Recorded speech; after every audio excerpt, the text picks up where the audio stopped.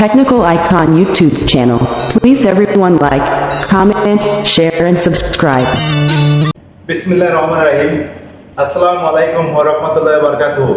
আপনাদেরকে ধন্যবাদ টেকনিক্যাল আইকনের পক্ষ থেকে। আজকে আমরা অ্যাকর্ডের যে ভিডিওগুলো করছি বা অ্যাকর্ডের যে আমরা চেকলিস্ট করি, এখানে আমরা দুটো ভাগে ভাগ করে নেব। দুটো ভাগের মধ্যে হচ্ছে রিস্ক ফর ফায়ার এবং নন রিস্ক ফর ফায়ার, মানে কোন কোন কারণে ফ্যাক্টরিগুলোতে আগুন লাগে এবং কোন কোন কারণে আগুন লাগে না। আমরা যারা ইলেকট্রিক্যাল ইঞ্জিনিয়ার এবং টেকনিশিয়ান আছে, তারা বিভিন্ন সময় এই দুটোকে মিক্সড করে ফেলে দেয়। তখন ম্যানেজমেন্টের চাপে আমরা যেগুলোতে নো রিস্ক সেইগুলো নিয়ে বেশি কাজকর্ম করি, আর যেগুলো রিস্ক আছে সেগুলো আমরা কাজ করার টাইম পাই না। কারণ যেগুলো নো রিস্ক, যেগুলো রিস্ক নেই, সেগুলো দেখা যায়, সেগুলো সামনে সবসময় পরে যেগুলো লোক এগুলো খুঁজে বের করতে পারে, এই জন্য আমরা এগুলো নিয়ে কাজ করি। এবং যেগুলো ফায়ারের জন্য রিস্ক, 100% রিস্ক, যেখান থেকে ডাইরেক্ট আগুন লাগতে পারে, যে কোনো সময় আগুন লাগতে পারে, কিন্তু আমরা সেইগুলোকে তখন অ্যাভয়েড করে যাই। কারণ কি, যেগুলো ডেকোরেশন সিস্টেম ওইগুলো নিয়ে আমরা কাজ করি। তো আমরা এর আগে আপনাদেরকে বলছি, আমরা ডিবি করে চেক যে করি, যে ডিবি বলতে চেকলিস্টের মধ্যে আমরা যে প্রায় 32টা বা 40টার মধ্যে আমরা লিস্ট করেছিলাম।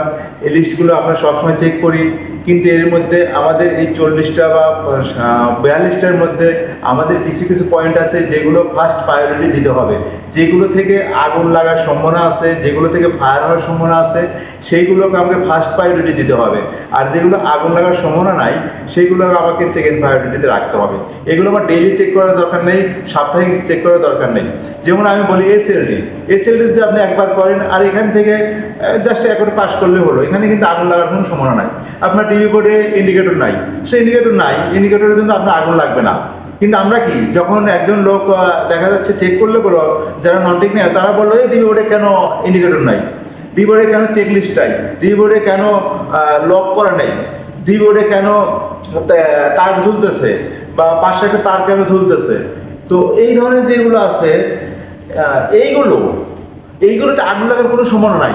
কিন্তু আমরা করি কি, আমরা নন টেকনিক্যাল লোকের কথা শুনে এইগুলোর পিছনে আমরা বেশি সময় ব্যয় করি, এইগুলোর পিছনে বেশি দৌড়ানোর পরে কি হয়, যেগুলো রিস্ক সেগুলো আমরা কাজ করি না বা করার টাইম পাই না। না হওয়ার পর একটা ফ্যাক্টরিতে আগুন লাগে, একটা কারখানাতে আগুন লেগে যায়, ফায়ার হয়, বিভিন্ন ইস্যু চলে আসে, তখন আমরা একটা ম্যানেজমেন্টের কাছে খারাপ অবস্থায় চলে যাই। আর একটা জিনিস হলো, একটা ফ্যাক্টরিতে আগুন লাগলে পুড়ে যাওয়া মানে কি সবার জন্য ক্ষতিকর। এই জন্য বলছি, আমরা এসএলডিতে অবশ্যই কাজ করব, আমরা ইন্ডিকেটর অবশ্যই দেখবো, আমরা সার্কিট ব্রেকার অবশ্যই দেখবো, আমরা হ্যাঙ্গিং ওয়্যার দেখবো, লুজ ওয়্যার দেখবো। আপনার এখানে দেখা যায় যে আমরা কেবল মার্কিং করছি কিনা, আমরা ফেজ সেপারেট ইউজ করছি কিনা, আমরা ফেজ অনুযায়ী L1 L2 ইউজ করছি কিনা, এগুলো তো আমরা অবশ্যই দেখবো। কিন্তু এগুলো ফায়ার রিস্ক ইস্যু না, তাহলে ফায়ার রিস্ক ইস্যু কোনটা আর ফায়ার রিস্ক ইস্যু কোনটা, সেটা আমি একটু আলাপ করতেছি। ফায়ার রিস্ক ইস্যু হলো আপনার আয়ার টেস্ট ফেল। যদি আপনার আয়ার টেস্ট ফেল করে, তাহলে আপনার এটা হলো ফায়ার রিস্ক, আপনার ফ্যাক্টরি রিস্কে আছে, যে কোনো সময় আগুন লাগতে পারে। আর এটা হলো থার্মাল টেস্ট ফেল। আপনার থার্মাল টেস্টে যদি ফেল করে, থার্মাল টেস্টে যদি ঠিক না থাকে, তাহলে আপনার সেই ফ্যাক্টরিতে আগুন লাগতে পারে। এখন আমাকে দেখতে হবে যে আয়ার টেস্ট মানে ইনসুলেশন টেস্ট কী কারণে ফেল করে, এটা আমাকে দেখতে হবে।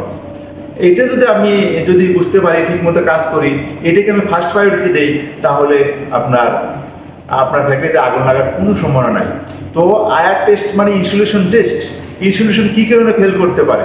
ইনসুলেশন ফেল করা মানে হচ্ছে, আপনার যে কপার ওয়্যার আছে, এই দুটো বাহির হয়ে এসে দুটো ফেস বা তিনটে ফেসের সাথে টাচ লাগতে পারে, অথবা এটা আর্থিংয়ের সাথে টাচ লাগতে পারে, মেশিনের বডির সাথে স্পর্শ করতে পারে, এইগুলোর কারণে আপনার ফায়ার হয়।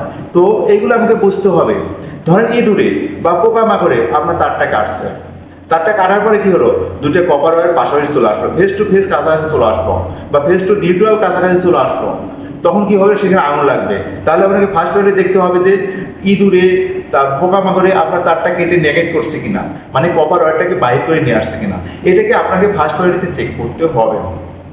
আপনাকে দেখতে হবে, আপনি একটা কেবল জয়েন করছেন, কেবলের জয়েন নিয়ে হলো, এখানে একটা জয়েন দেবেন, সেখান থেকে 4-5 ইঞ্চি গিয়ে দূরে গিয়ে আরেকটা ফেস জয়েন করবেন, সেখান থেকে 4-5 ইঞ্চি দূরে গিয়ে আরেকটা ফেস জয়েন করবেন। এখন আপনি যে জয়েন্টটা করতেছেন, তিনটে জয়েন্ট একই জায়গায় করতেছেন, তিনটে কেবল একই জায়গায় জয়েন করতেছেন। তিনটে কেবল এক জায়গায় জয়েন করার পরে কি হচ্ছে, লং টাইম পরে, ধরেন যে 6 মাস বা 1 বছর পরে আপনার সেই পিভিসি টেপ সেই আঠা ছাড়িয়ে দিচ্ছে। তা আঠা ছাড়িয়ে দেওয়ার পরে সেটা উঠে যাচ্ছে। পিভিসি টেপ উঠে যাওয়ার পর দুইটা কেবল কাছাকাছি চলে আসতেছে। কেবল না, কেবলের ওয়্যার ভিতরে যে কপার থাকে, দুটো একখানে এসে তখন সেখানে আগুন লাগার সম্ভাবনা হয়ে যায়, সৃষ্টি হয়ে যায়। তাহলে আমরা এটা অবশ্যই দেখবো। আমরা কেবল কেটে অনেক সময় সেই কেবলটা কেটে রেখে দিই এবং মাথায় ট্যাপিং করে রেখে দিই। মাথায় এই মাথার টেপিংটা লং টাইম পরে এই টেপ তার আটা ছেড়ে দেয়। ছেড়ে দেওয়ার পরে এই কি হয়, সেই টেপটা মানে খুলে যাওয়ার পরে তখন দুটো ওয়্যার কাছাকাছি চলে আসে, তখন সেখানে আগুন লাগার সম্ভাবনা থাকে। তার মানে এটাকে আমরা চেক করব। আপনার ধরেন একটা ক্যাবেল আমরা রাখছি, রাস্তার উপর দিয়েছি, ওয়েল্ডিং করতে হবে, কোনো কারণে একটা খোলা পথের মধ্যে আছে, এরই উপর দিয়ে যদি আমরা যারা ডাইংয়ে চাকরি করি বা টেক্সটাইলে চাকরি করি, এরই উপর যদি কোনো ট্রলি যায়, ট্রলির চাকার আঘাতে সেখানে আপনার ইনসুলেশন নষ্ট হয়ে যেতে পারে। মেন কথা হচ্ছে ইনসুলেশন নষ্ট হয়ে যাবে না, মানে কপার ওয়্যারটা বার আসা যাবে না, এখানেও আপনার আগুন লাগতে পারে। যদি কোনো মুভিং পার্টস, সেখানে যদি কোনো হ্যাঙ্গিং কেবলকে মুভিং পার্টসের সাথে লেগে যাওয়ার পরে আপনার সেখান থেকে আগুন লাগতে পারে।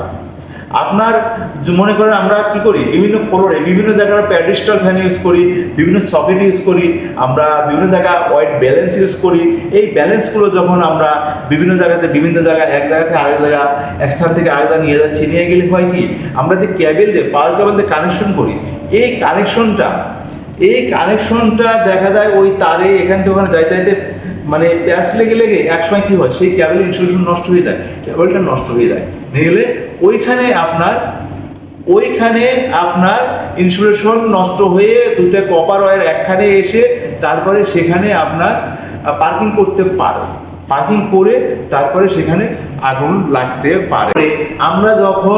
আমরা যখন দেখা যাচ্ছে যে কেবল যখন ফার্স্টে যখন কেবলটাকে আমরা লে করার সময় আমাদের কেবলে বিভিন্ন জায়গায় অ্যাঙ্গেল থাকে। বিশেষ করে আমরা অনেক জায়গায় কেবল ট্রে যেটা আমরা জিপি শিট ইউজ করি, সেই কেবল ট্রে যদি 90 ডিগ্রি অ্যাঙ্গেলে থাকে কেবল ট্রে, তখন কেবল টানার সময় আমরা মানে কি বলবো, পুরো শক্তি খাটা কেবল টানার পর ওই ব্যান্ডের সাথে কেবল ট্রের ইনসুলেশনের সাথে লেগে ইনসুলেশন কেটে যাওয়ার পর অন্য কোনো এক সময় দেখা যাচ্ছে মানে পার্কিং হয়, মানে এখানে মূল ফ্যাক্টর হচ্ছে ইনসুলেশন কেটে গিয়ে কপার ওয়্যারটা বাহির হয়ে আসছে, মানে কপার ওয়্যারটা যেন বাহিরে না হয়ে আসে। আমরা অনেক সময় ডিবি বোর্ড কী করি, ডিবি বোর্ডে কেবল ইউজ না করে তারপরে কেবল ওখানে আমরা ঢোকানোর সময় ডিবি বোর্ডের সাথে লেগে তারপরে কেবলটা কেটে যায়, মানে ইনসুলেশনটা কেটে ওখানে কপার ওয়্যারটা বাহির হয়ে এসে, মানে কপার ওয়্যারটা বের হয়ে আসার পরে ওখানে আগুন লাগার সম্ভাবনা থাকে। আরেকটা হচ্ছে আমরা ইন্ডাস্ট্রিতে যারা চাকরি করি, অনেক সময় দেখা যাচ্ছে কেবল বা হচ্ছে বিবিটি আমরা হিট সোর্স যেখানে আছে, মানে স্টিম লাইন যেখানে আছে তার কাছাকাছি দিয়ে নিয়ে যাওয়ার পরে সেই কেবলটা হিট লেগে আস্তে আস্তে তার ইনসুলেশন নষ্ট হয়ে তখন সেখানে আগুন লাগতে পারে। আর তারপরে আমরা আসি থার্মাল টেস্ট যদি আপনার ফেল করলে আপনার আগুন লাগার সম্ভাবনা থাকে। আমরা প্রথম পয়েন্টটা বললাম আয়ার টেস্ট বা ইনসুলেশন টেস্ট ফেল করলে আগুন লাগতে পারে। সেকেন্ড কারণটা হচ্ছে থার্মাল টেস্টে যদি ফেলিওর করে তাহলে আপনার আগুন লাগতে পারে। থার্মাল টেস্ট কী কারণে ফেল করতে পারে, আপনার যে কেবল বা সার্কিট ব্রেকার ইউজ করছেন তার সাথে যদি ওভার কারেন্ট প্রবাহিত হয়, সেখানে ওভার হিটেড হতে পারে এবং সেখানে আগুন লাগতে পারে। আপনার সার্কিট ব্রেকারের যে সেটিং আছে তার চেয়ে যদি বেশি কারেন্ট যদি প্রবাহিত হয় সেখানে আগুন লাগতে পারে। আপনার কেবল রেটিং যেটা আছে তার চেয়ে যদি বেশি কারেন্ট প্রবাহিত হয় তাহলে সেখানে আগুন লাগতে পারে। 2 নম্বর পয়েন্ট হলো কানেকশন পয়েন্ট। আপনি যেখানে কানেকশন করছেন সেখানে যদি লুজ থাকে তাহলে সেখানে ওভারহিটেড হবে এবং থার্মাল টেস্ট ফেল করবে।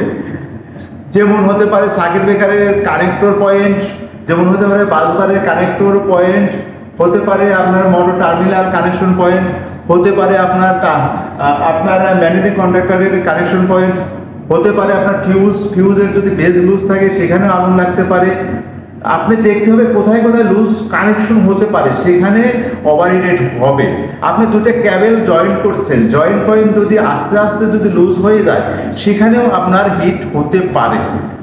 আরেকটা পয়েন্ট আপনার হলো, যদি আপনার কার্বন পরে, আপনার যে কন্ট্যাক্ট থাকে যেখানে কানেকশন করছেন, কানেকশন পয়েন্টে যদি আপনার কার্বন পরে তাহলে সেখানে আগুন লাগার সম্ভাবনা আছে। তো আমরা প্রথমটা বললাম, সেকেন্ডটা বললাম, এবং থার্ড আরেকটা অপশন আছে যেটা আপনার হাতে নেই, কিন্তু এটাও আপনাকে কন্ট্রোল করতে হবে। বিড়ি, সিগারেট, ধূমপান, যে কোনো জায়গায় যদি কোনো ওয়ার্কার, কোনো লেবার যদি এটা যদি কোথাও খায়, তারপরে সেই বিড়ি বা সিগারেটের মোথা যদি যে কোনো জায়গায় ফেলে দেয়, সেখান থেকে আগুনের সূত্রপাত হতে পারে। এটাও কিন্তু ইলেকট্রিক্যালের ইঞ্জিনের দায়িত্ব। কারণ হলো, আগুন লাগার পর ধরেন আপনি বিড়ির বা সিগারেটের গোড়া থেকে আগুন লাগছে, আগুন লাগার পর ওই জায়গাটা পুড়ে যাবে, আর সব কিছু যখন পুড়ে যাবে তার সাথে সাধারণ ধর্ম অনুসারে সেখানে আপনার ক্যাবেলে পুড়ে যাবে, সকেট লাইন পুড়ে যাবে, ক্যাবেল পুড়ে যাবে। তখন আসে কি হবে, প্রমাণ হবে যে এই যে ক্যাবেল পুড়ে গেছে, তার মানে এখান থেকে আগুন লেগেছে। আপনার সকেট পুড়ে যাবে, এখান থেকে আগুন লাগছে। আপনি কখনো প্রমাণ করতে পারবেন না যে এই বিড়ি থেকে আগুন লাগছে, এই সিগারেট থেকে আগুন লাগছে, এটা প্রমাণ করতে পারবেন না। তাহলে মানে পুড়ে যাওয়ার পরে তখন আপনার উপরেই দায়িত্ব এসে পড়বে। এই জন্য আপনাকে দায়িত্বটাও নিতে হবে যে কোথায় কেউ বিড়ি খায় না, কেউ সিগারেট খায় না, বিড়ির মোতা কোথায় আছে, সিগারেটের পাতা কোথায় আছে, এটাও আপনাকে খুঁজে বের করতে হবে। তাহলে এই তিনটা কারণে আপনার আগুন লাগতে পারে, এবং যদি এই তিনটা কারণ আপনি সঠিকভাবে দেখেন, সঠিকভাবে করতে পারেন, টাইমলি করতে পারেন, আপনি যদি প্রতিদিন না করতে পারেন, প্রতি সপ্তাহে চেক করেন, তাহলে আপনার ফ্যাক্টরিতে আগুন লাগবে না। আচ্ছা, ধরেন কোনো কারণে আপনার ফ্যাক্টরিতে আগুন লাগলো, আগুন লাগার পরে এবার কিন্তু পার্কিং হলো, এতক্ষণ আমরা বললাম ওখানে পার্কিং হলো, পার্কিং হওয়ার পর যদি আশেপাশে কোনো কম্বাস্টেবল ম্যাটেরিয়াল না থাকে, যদি কোনো জ্বালানি মানে আগুন পরিবাহী না থাকে, আগুনকে বহন না করে, তাহলে সে আগুনটা ছড়াবে না। এইবার আপনাকে যেটা 4 নম্বর কাজ করতে হবে, সেটা হলো আপনার ইলেকট্রিক্যাল যে ডিবি বোর্ড বা সকেট, এই পয়েন্টগুলোর আশেপাশে কোনো রকম দাহ পদার্থ থাকা যাবে না, কোনো কম্বাস্টেবল ম্যাটেরিয়াল থাকা যাবে না, এটাও আপনাকে নিশ্চিত করতে হবে। আপনি যদি আয়ার টেস্ট, থার্মাল টেস্ট, বিড়ি, সিগারেট, এবং যদি কম্বাস্টেবল ম্যাটেরিয়াল যদি কোনো ইলেকট্রিক্যাল ডিবি বোর্ড বা এমডিবি বোর্ড বা এই ক্যাবেলের আশেপাশে না রাখেন, তাহলে আপনার ফ্যাক্টরি অবশ্যই সেফ থাকবে। আর আগে যেটা বললাম, আমরা যেটা নিয়ে কাজ করি সেটা হচ্ছে কি, এই কম্পিউটার ক্যাবেল, এই ক্যাবেলে এলিমেন্ট আছে কেন, এই ক্যাবেলটা কেন আছে, ভাই এখানে হলো মাউসের ক্যাবেল, এটাতে কখনো আগুন লাগবে না। কিন্তু আপনাকে কি বলবে, নন টেকনিক্যাল লাইফে বলবে কি, ভাই এই ক্যাবেলটা ঠিক মতো রাখেন নাই কেন, ভাই এই কেবলটা কেন ঠিক মতো রাখেন নাই, ভাই আপনি টেলিফোন কেবলটা কেন ঠিক মতো রাখেন নাই। আপনাকে এই সব কাজে ব্যস্ত রাখবে, আর এই কাজে ব্যস্ত থাকবেন, আর আসল কাজটা আপনার হবে না, অথবা আপনার ফ্যাক্টরিতে আগুন লাগার সম্ভাবনা আছে। তো আমরা সবাই দোয়া করি সবার জন্য, যেন কোনো ফ্যাক্টরিতে আগুন না লাগে। আমরা লক্ষ লক্ষ শ্রমিক ফ্যাক্টরিতে চাকরি করি, এখান থেকে আমরা রিজিকের ব্যবস্থা করি। এই ধরনের ঘটনা যেন না ঘটে, মহান আল্লাহ তাআলা যেন আমাদের সবাইকে হেফাজত করেন, কোনো ফ্যাক্টরিতে যেন আগুন না লাগে, কোনো মানুষের রিজিক যেন নষ্ট না হয়, কোনো মানুষ যেন আগুনে পুড়ে না যায়। আমরা এই রোজার দিনে মহান আল্লাহ তাআলার কাছে দোয়া করবো, আমরা যারা ইঞ্জিনিয়ার আছি ভালোভাবে কাজ করবো, এবং কোনো ফ্যাক্টরিতে যেন কোনো কারণে বশত, কোনো দুর্ঘটনা বশত যেন আগুন না লাগে, আমাদের কোনো প্রাণহানি না হয়, কোনো শ্রমিক ভাই যেন মারা না যায়, বা আমরা কারো যেন মারা যায়। এই জন্য আমরা সবাই মহান আল্লাহ তাআলার কাছে শুকরিয়া আদায় করবো। আসসালামু আলাইকুম ওয়া রাহমাতুল্লাহি ওয়া বারাকাতুহু। Technical Icon YouTube channel. Please everyone like, comment, share and subscribe.